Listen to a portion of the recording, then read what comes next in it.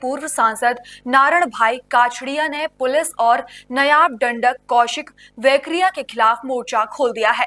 परेश धानानी ने मांग की है कि अगर 24 घंटे में उनकी मांग पूरी नहीं की तो गुजरात में पूरा आंदोलन किया जाएगा और पायल गोटा को न्याय दिलाने की हाई कोर्ट में गुहार लगाएंगे। પાયલબેન જેલ મુક્ત થયા પછી 2 દિવસે કેમ પ્રેસ કોન કરી?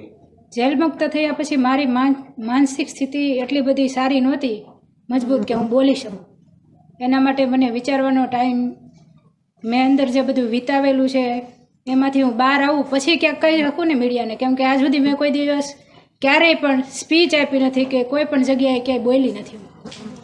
પ્રથમ પ્રતિક્રિયા શું આપની? પ્રથમ પ્રતિક્રિયા એટલી જ કે મને જે સર્વ સમાજે સાથ આપ્યો છે આ ન્યાયની લડતમાં, એના માટે હું 18 વર્ષનો આભાર માનું છું. ખરેખર આમાં લેટર કાંડમાં છે શું? ખરેખર આ લેટર ડુપ્લિકેટ છે, ઓરિજિનલ છે? તમે કેવી રીતે ટાઈપ કર્યો, કોણ આપી ગયું, તો એ આખી વાત કરો. FSLમાં તપાસ કરાવી લ્યો, જે છે એ દૂધનું દૂધ ને પાણીનું પાણી થઈ જશે. તમને શું શંકા લાગે છે એમાં? FSLમાં તપાસ કરાવો એટલે ખબર પડી જ જશે શું છે આ સાચું. લેટર ટાઈપ કરવા કોણે આપ્યો હતો? FSLમાં તપાસ કરાવો, તમને સાચું કોણે આપ્યો હતો? સાચું છે એ ખબર પડી જ જશે તમને. FSLમાં તપાસ કરાવો, દૂધનું દૂધ ને પાણીનું પાણી થઈ તમને જશે. જ્યારે જામીન મળવાના હતા ત્યારે તમારા વકીલ અઢી ગુમ થઈ ગયા હતા, એનું શું કારણ? મારા વકીલ ક્યાંય ગુમ થયેલા હતા જ નહીં, મારા વકીલ ત્યાં જ હતા. બેન પછી એક આ વાત જે આવે છે, રાત્રે 12 વાગે પોલીસે આપની ધરપકડ કરી, એ વાતમાં કેટલું તથ્ય છે અને પોલીસનો વર્તાવ તમારી સાથે કેવો રહ્યો, એ આખી વાત કરો. મને શુક્રવારે હું જોબથી છૂટીને આવી ગઈ પછી 10 વાગ્યા સુધી તો અમે જનરલી જે હાલતું હોય ઈ ઘરનું એ બધી એ વાત કરતા હતા, અને પછી અમે લોકો બધા સૂઈ ગયા. અને સૂઈ ગયા પછી રાત્રે 12 વાગે પહેલાં આગળનો ડેલો બહુ જ પ્રેશરથી ખખડાવ્યો અને પછી આ ડેલો ખખડાવ્યો. એટલે પપ્પા ઉઠીને બહાર આવ્યા કે કોણ છે અત્યારે, એમ મને એમ હતું કે ગામનું કોઈ હશે, કંઈક છું હોય એટલે બોલાવતા હશે એમ, એવી રીતે. તો પપ્પા ઉઠીને બહાર આવ્યા, એણે ડેલી ખોલી અને પછી પોલીસવાળા 3 જેન્ટ્સ અને 2 લેડીઝ આવ્યા હતા. એણે એવું કીધું કે પાયલબેન ક્યાં છે, એવી રીતે કીધું. તો પપ્પાએ કીધું સૂતા છે, કે જગાડો એને. પછી મને જગાડી પપ્પાએ અને હું જાગી અને મને કે હાલો કે તમારે પોલીસ સ્ટેશને આવવાનું છે, તમને સવારે મૂકી જાઓ. જેલ મુક્ત થયા ત્યારે કેટલાક પાટીદાર આગેવાનો, અલગ અલગ રાજકીય નેતાઓ પણ હતા, તમે કેમ જેનીબેન સાથે જ ગયા? જેનીબેન તમારા સહારે કોઈ રાજનીતિ કરતા એવું તમને લાગે છે? ના, જેનીબેન સાથે કેટલાક સમયથી તમે સંબંધ? જેનીબેન સાથે હું જેનીબેનને ક્યારેય ઓળખતી નથી. કેમ કે જે રીતે ગાડીમાંથી સરઘસ નીકળ્યું એ રીતે તમે ગાડીમાં બેઠા હતા, જેનીબેન મને એક દીકરી તરીકે મદદ કરવા માટે આવ્યા હતા. મદદ માટે તો ઘણા બધા હતા લોકો, પાટીદાર સમાજ. જેનીબેન મારા ઘરે પરિસ્થિતિ એવી હતી કે મારા મમ્મી પપ્પા મને લઈ ગયા પછી ન્યા મારું શું થાય છે એ લોકોને કાંઈ ખબર જ નહોતી કે અહીંયા હું, એ લોકોની કાંઈ પરિસ્થિતિ એવી હતી જ નહીં કે બોલી કે એ શું કરે છે મારી દીકરી, એના માટે એ સાચવવા માટે આવ્યા હતા. મારા મમ્મી પપ્પાને ધ્યાન લખાયો હતો તો તમને એવું લાગ્યું કે આ ખરાબ લેટર છે, તો તમે પોલીસને જાણ કેમ ન કરી? FSL તપાસ કરાવો જે છે એ સાચું આવી જશે બહાર. એટલે તો તમને જાણ કરી કે નથી, તમે લેટર ડુપ્લિકેટ લખી રહ્યા હતા ત્યારે તમે FSL તપાસ કરાવી લ્યો એટલે તમને ખબર પડી જાય શું સાચું છે. તમે એવું માનો છો તમે ગુનો જ નથી કર્યો એવું? હા, મેં ગુનો કર્યો જ નથી.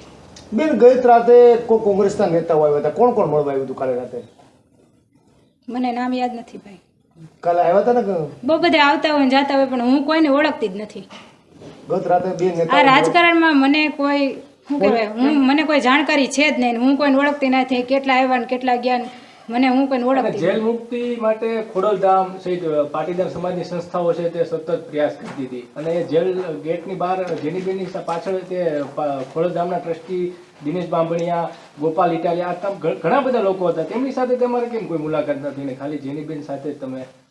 જેનીબેન મારા મમ્મી પપ્પાને આશ્વાસન આપવા માટે જ આવ્યા કે તમારી દીકરી જે ખોટા ગુનામાં ગઈ છે તો એ કહે કે તમને સાચવવા માટે આવ્યા તમારા મમ્મી પપ્પાને. તમે ગાડીમાં તેને જોડે નીકળ્યા એમ?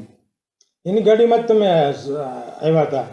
જેનીબેને તમારો કબજો લઈ લીધો એવું લાગ્યું અમને? નહીં, જેનીબેને મારો કબજો લીધો નતો. એ સ્પેશિયલી મારા મમ્મી પપ્પાને સાચવવા માટે આવ્યા હતા, એની હિંમત આપવા માટે કે તમારી દીકરી ખોટી નથી ને તો તમને આગળ ન્યાય મળે. તમારી કેટલી ગણતરી રાજકારણમાં આવવા માટેની કોઈ ઈચ્છા કરી? કોઈ પણ નહીં. શું બેન કેમ કે તમે હવે શું કરવા માંગો છો? હવે મને આગળ મારા ભવિષ્ય માટે ન્યાય મળે એ મને મુખ્યમંત્રી શ્રી અને અમરેલીના જે ધારાસભ્ય શ્રી કે મારા મોટા ભાઈ થાય કૌશિકભાઈ વેકરિયાને એટલી જ વિનંતી છે કે મને ન્યાય અપાવો. એટલે કયા પ્રકારનો ન્યાય જોઈએ છે તમારે, કઈ બાબતે એમ? મારી જે ઇજ્જત અને આબરૂનો વરઘોડો કાઢ્યો છે એમાં જે મારી હારે જેણે ખરાબ વર્તન કર્યું છે કે મને ટોર્ચર કર્યું છે કે મને મારી છે એના પ્રત્યે જે લોકોનો તમને માર્યા છે? પોલીસ વાળાએ. તમે કોર્ટમાં ફરિયાદ કરી છે? તમને કોર્ટે પૂછવું હોય કે કોઈ મેં મારા વકીલને કીધું છે. કોર્ટ સમક્ષ કોઈ ફરિયાદ એવી કરી છે?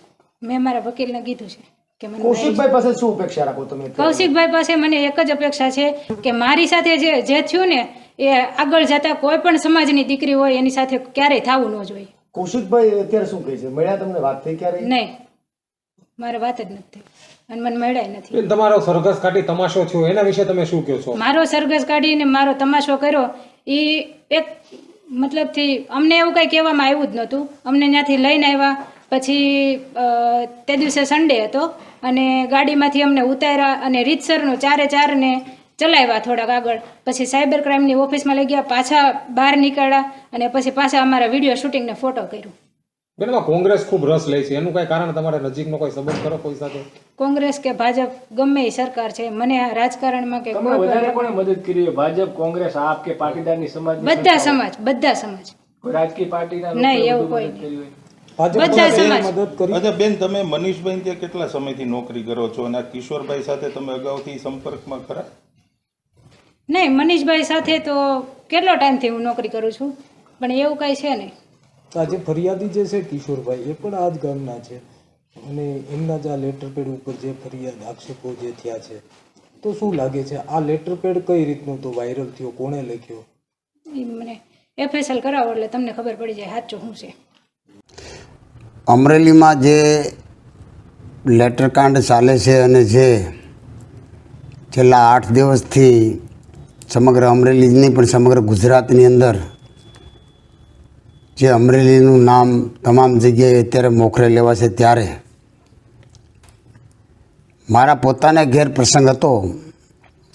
મારા પૌત્રના લગ્ન હતા એટલે એમાં રોકાયેલો હતો, પરંતુ ગઈકાલથી ફ્રી થયો ત્યારે બધી જ માહિતી મેળવતા પૂછવામાં આવ્યું કે ભાઈ ગોપાલભાઈ ઇટાલિયા એમણે જાહેર સ્ટેજ ઉપર જાતે પટ્ટા મારી અને દીકરીને ન્યાય અપાવવા માટે એમ કહે છે કે દીકરીને હું ન્યાય ન અપાવી શક્યો એટલે હું જાતે પટ્ટા મારું છું. તો એમાં મારે એટલું જ કહેવાનું છે કે ભાઈ વિરોધ પક્ષની ભૂમિકા નિભાવે તેમાં મારે કશું કહેવાનું હોય નહીં, પરંતુ એટલું ચોક્કસ છે કે અમરેલીની અંદર જે ઘટના ઘટી એ અતિ નિંદનીય છે અને એને સખ્તમાં સખત શબ્દોમાં હું વખોડી પણ કાઢું છું અને એનો વિરોધ પણ હું કરું છું. ગમે તેવો સામે પડકાર હોય તો પણ કોઈ પણ દીકરી કોઈ પણ સમાજની હોય તેની સાથે આવી ઘટના ઘટે ત્યારે હરેક સમાજ માટે શરમથી માથું ઝૂકી જાય,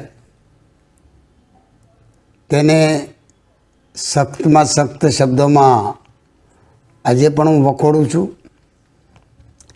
અમરેલી પોલીસે જે કોઈના ઈશારે જે કર્યું છે તે પોલીસ બેડા માટે એક વખોડવા માટેના કોઈ જ શબ્દ નથી અને કયા શબ્દોમાં વખોડવું એ મારી આગળ અત્યારે કોઈ શબ્દ નથી. એક નિર્દોષ દીકરીને પટ્ટા મારવા અને અમરેલીની ભર બજારમાં સરઘસ કાઢવું અને અમરેલીની પોલીસ સમગ્ર પોલીસ વિભાગનું માથું શરમથી ઝૂકી જાય તેવું કૃત્ય જ્યારે કરે તે માફ કરવાને પણ લાયક નથી. અને અમરેલીની બજારમાં ક્રિમિનલનો જે રીતે વરઘોડો કાઢવામાં આવે તેવી રીતે એક નિર્દોષ દીકરીનો વરઘોડો નીકળે ત્યારે પટેલ સમાજ નહીં, હર કોઈ સમાજ અને સમગ્ર ગુજરાતનું માથું શરમથી ઝૂકી જાય કેવું આ કામ પોલીસ વિભાગે કર્યું છે કોઈને સારા થવા માટે, અને કોઈને સારા થવા માટે કરેલું એવું સંપૂર્ણ દેખાઈ આવે છે. અને જે રીતે